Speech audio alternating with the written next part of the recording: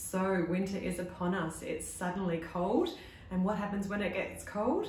Well, I know that I, for one, start looking for carbohydrates and comfort foods and warming and hearty foods. This can be a time of weight gain for some people, as you know, some people put on 3 to 5 kilos over winter time and find that it's much easier to lose it in summertime. So what can you do about the winter comfort foods?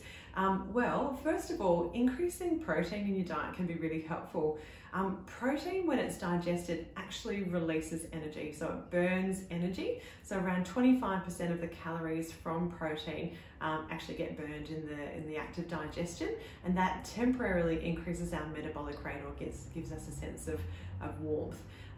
So if you think about, you know, in the winter months, we tend to go for soups, which are warming. Make sure that you're adding a decent amount of protein to that, whether that's lentils or legumes, as long as you're not aiming for ketosis, or it might be if you eat meat products, you might be adding some chicken or some lamb to your soup. So make sure you're getting a hearty meal there by adding more protein, which is going to increase your metabolic rate and release warmth and energy at the same time. Carbohydrates are really tempting over this time, so what we want to do is make sure that we don't have those temptations in the house, that things, the processed foods, the chocolates, the ice creams, the sweets and that we don't have them easily on hand.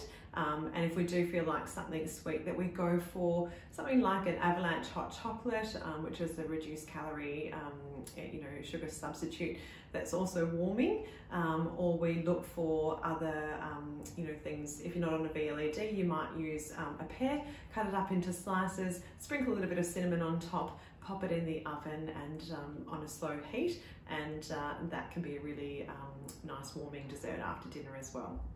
So the main things over winter are stay warm, make sure that you're exercising as well. So it's a bit harder to get out and walk when it's cold, but you can do some at-home exercises too by using the exercises that are on the Alivia app, or by doing a YouTube session. That might be a Zumba class, or it might be an online class such as the Les Mills program.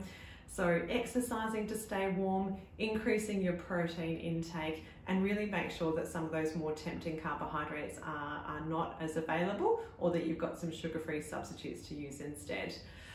All right, well, that's all from me for now. Stay warm this winter, and we'll look forward to seeing you next week.